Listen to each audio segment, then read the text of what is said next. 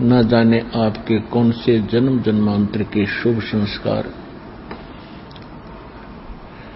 आपको प्रेरित प्रभावित करके आपको यहां पर लाए हैं।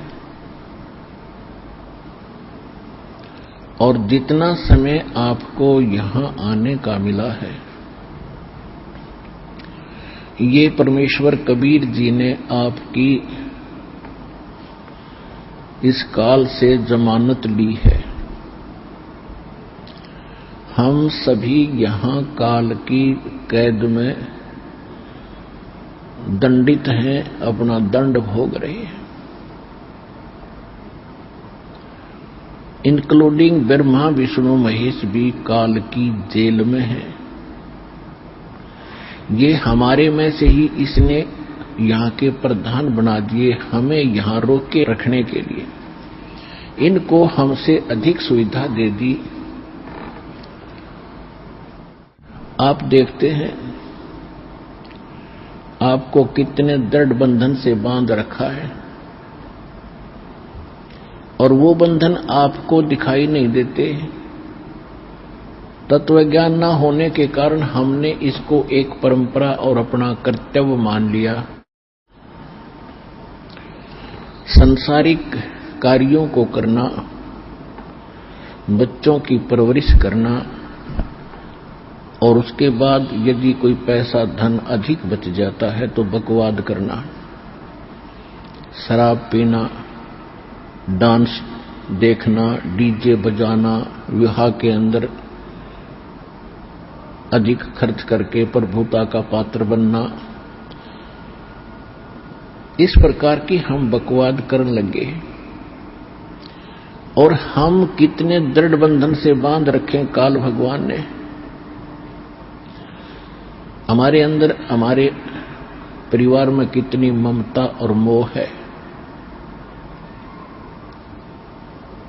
हम एक पल भी अपने परिवार के बगैर नहीं रह सकते।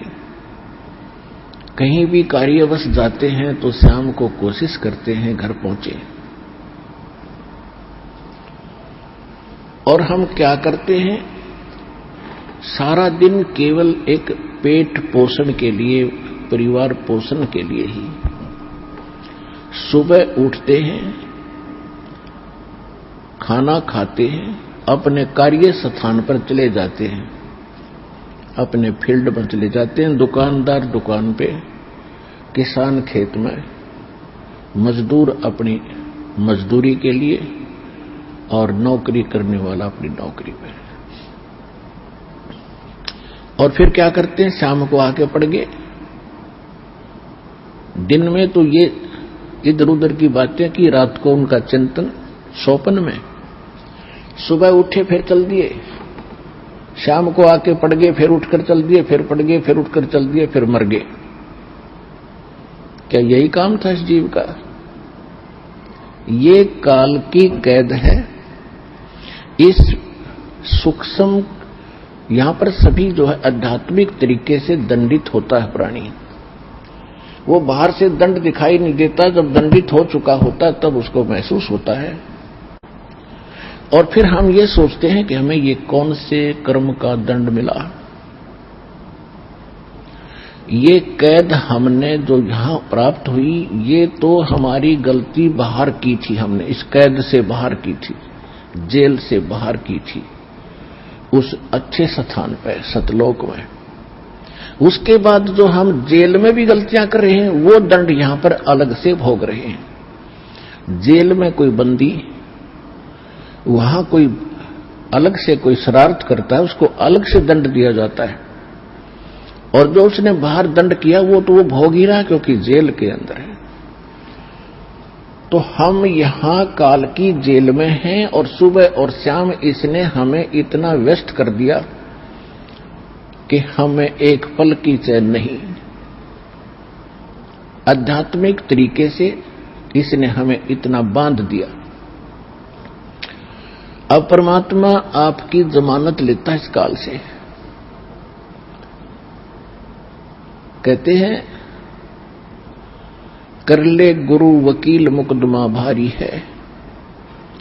परमात्मा आपके मोक्ष प्राप्ति के लिए ना जाने कितने रोल करता है, कितनी भूमिका करते हैं। कहते हैं 100 छल छिद्र मैं करूं अपने जन के काज। वो परमात्मा आपकी वकालत करके आपकी जमानत लेता है कि इसको 2 दिन के लिए जमानत दे दो, फिर मैं वापस यहीं छोड़ दूंगा। ये 2 दिन सुख का सांस ले आवे सतलोक आश्रम बरवाला जिला हिसार में।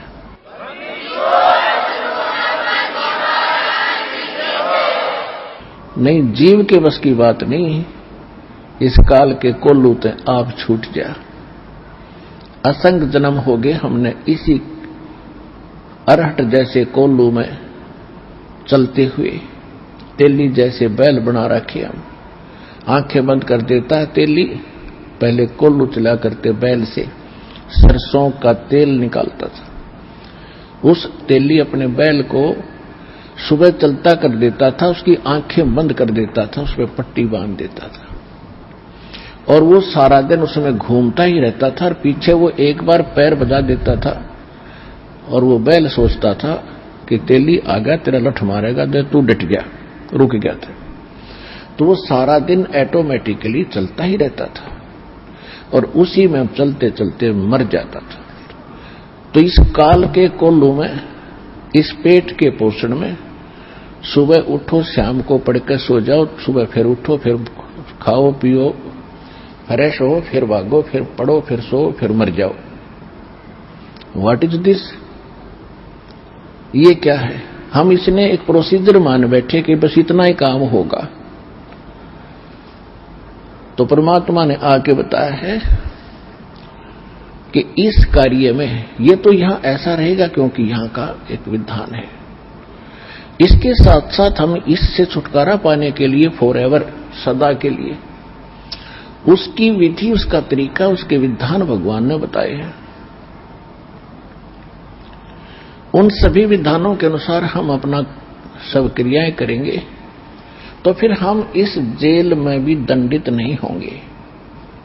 और जिस दंड के कारण, जिस पाप के कारण हम दंडित हैं, यहां पर इस जेल में फंसे, उसका समाधान परमात्मा ने बता दिया। ये भक्ति, ये विधि, ये साधना, ये मर्यादा आपकी यहां से बिल्कुल जेल मुक्त हो जाओगे, आपका पूर्ण मोक्ष हो जाएगा।